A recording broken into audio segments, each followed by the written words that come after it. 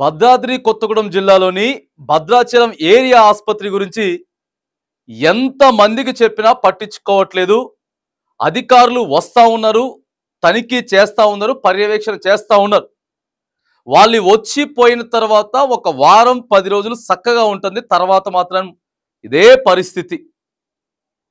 సాక్షాత్తు ఇక రాష్ట్ర హెల్త్ డైరెక్టర్ కానీ, హెల్త్ కమిషనర్ కానీ, లేకపోతే అక్కడ ఉన్నటువంటి ఐటీడీఏ పీఓ కానీ, జిల్లా కలెక్టర్ కానీ ఎవరి దృష్టికి తీసుకువెళ్ళినా కూడా అక్కడ ఉన్నటువంటి వైద్యుల తీరు మాత్రం మారట్లేదు అనేది సర్వత్రా విమర్శలు వస్తూ ఉన్నాయి.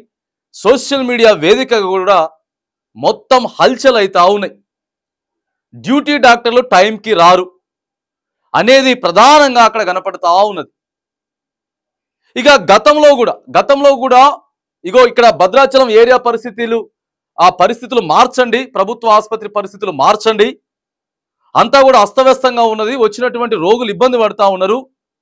4 రాష్ట్రాలకి సరిహద్దులుగా ఉన్నటువంటి భద్రాచలం పెద్ద ఆసుపత్రి, అక్కడ వైద్యులు అట్లుంటే ఎట్లా? బయట కార్పొరేట్ స్థాయిలో హాస్పిటల్ పెట్టుకొని ఎక్కువ సమయం అక్కడే కేటాయిస్తా ఉన్నారు, టైంకి వస్తలేరు, టైంకి పోతలేరు అనేటువంటి విమర్శలు ఉన్నటువంటి నేపథ్యంలో ఎన్నో దినపత్రికలు మాట్లాడినాయి, ఎన్నో ప్రశ్నించే గొంతుకలు మాట్లాడినాయి. అధికారులు కూడా ఎంతో మంది మొరబెట్టుకున్నారు, అధికారులు పోయినరు, చెప్పేటటువంటి ప్రయత్నం చేసినా కూడా ఏమి అక్కడ తీరు మారడం లేదు. మరి ఆసుపత్రికి సంబంధించినటువంటి సూపరింటెండెంట్ గారు చూసి చూడనట్టు వ్యవహరిస్తా ఉన్నారు. ఆయన చక్కగా మరి పర్యవేక్షణ చేస్తలేరు. ఎందుకంటే ఆఫీసర్లు అనేది, జిల్లా అధికారులు అనేది వాళ్ళ దృష్టికి పోయినప్పుడు ఆ సమస్యను పరిష్కారం చేయడానికి అక్కడికి వస్తారు, హాస్పిటల్కి వస్తారు, సూపరింటెండెంట్తో మాట్లాడతారు, వైద్యులకు చెప్పేటటువంటి ప్రయత్నం చేస్తారు. వేరే బిజీ పనులన్నీ చాలా ఉంటాయి వాళ్ళకి. కానీ ప్రధానంగా ఒక ఆసుపత్రికి సూపరింటెండెంట్గా పెట్టినటువంటి మరి సూపరింటెండెంట్ గారు చూసి చూడనట్టు వ్యవహరిస్తే అక్కడ తీరు అట్లనే ఉంటుంది కదా అని చెప్పి సర్వత్రా విమర్శలు వస్తూ ఉన్నాయి. అందరూ చూశారు, అయిపోయింది. ఇక పిఓ గారు చూశారు, కలెక్టర్ గారు చూశారు, హెల్త్ డైరెక్టర్ చూశారు, కమిషనర్ చూశారు, అందరూ చూశారు.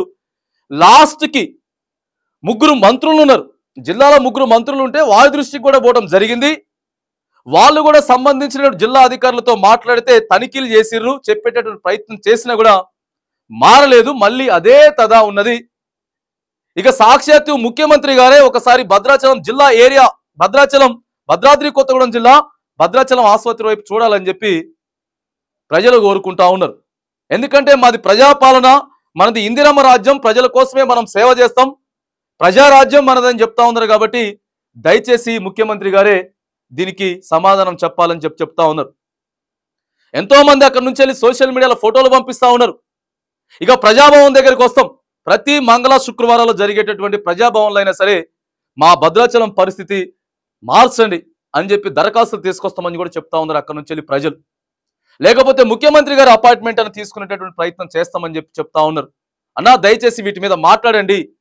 ఇప్పుడు అసలుకే సీజనల్ వ్యాధులు వస్తూ ఉన్నాయి, అంటు వ్యాధులు వస్తూ ఉన్నాయి, వర్షాలు వచ్చినాయి, వరదలు వచ్చి పోతా ఉన్నాయి, అయినా కూడా మారట్లేదు. ఎందుకు మరి అక్కడ ఉన్నటువంటి సూపరింటెండెంట్ గారు ఇంకా చూసి చూడనట్టు వ్యవహరిస్తూ ఉన్నారు? మరి గతంలో కొద్ది రోజుల క్రితమే రాష్ట్ర వ్యాప్తంగా జరిగినటువంటి మరి బదిలీలు ఏవైతే ఉన్నాయో ట్రాన్స్ఫర్ల పేరు మీద అక్కడి నుంచి వెళ్ళి కొంతమంది డాక్టర్లను కూడా ట్రాన్స్ఫర్లు చేయడం జరిగింది. ట్రాన్స్ఫర్లు జరిగితే ఇక అక్కడ ఇబ్బంది అవుతున్నది, డాక్టర్ల కొరత ఉన్నదని చెప్పి డిసిహెచ్ఎస్ గారు అక్కడి నుంచి నోటిఫికేషన్ ఇచ్చారు.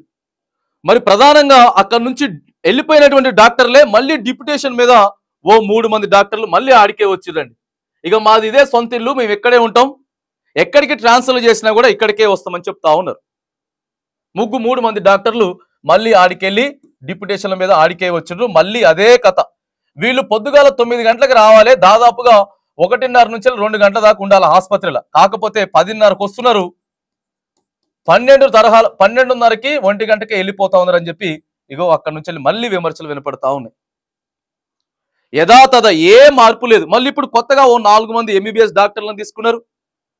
మళ్ళీ డిప్యుటేషన్ మీద వెళ్ళిపోయిన వాళ్ళు మళ్ళా వచ్చిర్రు. 15 నుంచి 20 మంది అక్కడ నర్సులను కూడా తీసుకున్నారు. సిబ్బంది ఉన్నది. కొత్తగా వచ్చిన వాళ్ళకి ఇట్లా ఏం క్రియేట్ చేస్తా ఉన్నారంటే భద్రాచలం ఆసుపత్రిలో ఆ రోగుల సంఖ్య ఎక్కువగా వస్తుంది, వర్క్ బర్డెన్ ఎక్కువ ఉంటుంది అనేది ఒక అపోహ సృష్టించేటటువంటి ప్రయత్నం చేస్తా ఉన్నారు. ఇదే కథ నడుస్తున్నది. మళ్ళీ అక్కడ ఉన్నటువంటి రోగులు అదే ఇబ్బంది పడుతున్నారు, అయినా కూడా మారినటువంటి పరిస్థితి ఉన్నది. స్ట్రిక్ట్గా సీరియస్గా మళ్ళొకసారి భద్రాచలం ఆసుపత్రిపై పర్యవేక్షణ చేయాలి, తనిఖీ చేయాలి. సూపరింటెండెంట్ గారు మీరు స్పందించాలి. ఇక మన ఛానల్ తరపు నుంచి కూడా 100కి 100% ముఖ్యమంత్రి గారికి భద్రాచలం ఏరియా ఆసుపత్రి మీద కంప్లైంట్ చేయబోతా ఉన్నాం, దరఖాస్తు పెట్టబోతా ఉన్నాం. దయచేసి ఇక మీరే రంగంలోకి దిగాలి, మీరే ఒకసారి భద్రాచలం ఆసుపత్రి గురించి వెళ్ళి మాట్లాడండి అని చెప్తా ఉన్నాం. కొంతమంది నర్సులు కూడా అండి అక్కడ ఉన్నట్టు 15-20 సంవత్సరాల నుంచి అక్కడే పనిచేస్తున్న నర్సులు కూడా మరి వాళ్ళకి ఇన్ఛార్జీల పేరుతోటి ఇన్ఛార్జీలు వేస్తున్నారు. ఇన్ఛార్జీలు వేయడం, ఇక వాళ్ళు ఇన్ఛార్జీలు కొనసాగడం, వాళ్ళకి డ్యూటీలు లేకుండా షిఫ్ట్ల ప్రకారం అందరికి డ్యూటీలు వేయాలి, సమానంగా డ్యూటీలు వేయాలండి. ఎవరైతే అక్కడ ఉన్నారో అందరికి కూడా సమానంగా డ్యూటీలు వేయాలి నర్సులందరికీ కూడా. లేకపోతే వాళ్ళకి 1 వార్డు 2 వార్డులకు ఇన్ఛార్జీలు ఇచ్చేయడం, ఇగో ఇది కూడా తరచూ జరుగుతూ ఉన్నది. ఇక బోర్న్ బేబీ అప్పుడే పుట్టినటువంటి శిశువుని మరి మనం సురక్షితంగా చూసుకోవాల్సినటువంటి వార్డు ఏదైతే ఉందో ఆ రాత్రి సమయంలో ఉండాల్సినటువంటి డాక్టర్ కూడా కనీసం అందుబాటులో ఉండట్లేదు. దాదాపుగా రాత్రి 8, 8:30, 9 గంటల నుంచి వెళ్ళి పొద్దుగాల వరకు కూడా అందుబాటులో ఉండాల్సిన డాక్టర్ రావట్లేదని కూడా చెప్తా ఉన్నారు. మనం చెప్పేది కాదు ఇవన్నీ, మన మీద ఓన్ గా క్రియేట్ చేసుకొని చెప్పేటటువంటి ముచ్చట్లు కానే కాదు. ఒక్కసారి మీరే చూడండి. ఎంతో మంది ఇప్పుడు ఎవరి చేతిలో అయినా ఫోన్ ఉంటుంది కదండి, ఎవరి చేతిలో అయినా సరే ఫోన్ ఉంటుంది.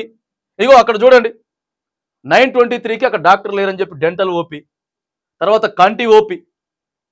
ఇది 9:23కి 9:30 గంటలకి ఎక్కడ ఏది లేరు. ఇగో ఇక్కడ వెయిట్ చేస్తా ఉన్నారు పేషెంట్లు వెయిట్ చేస్తా ఉన్నారు. అన్నీ అంతే ఉన్నాయి. ఫీమేల్ ఓపీ, అన్ని ఓపీలు అట్లనే ఉన్నాయి. ప్రతిదీ కూడా మనకి ఇక్కడ మనం క్లియర్గా చూస్తూ ఉన్నాం. మరి ఎందుకు డాక్టర్లు టైంకి రావట్లేదు? ఏం ఇబ్బంది ఉన్నది?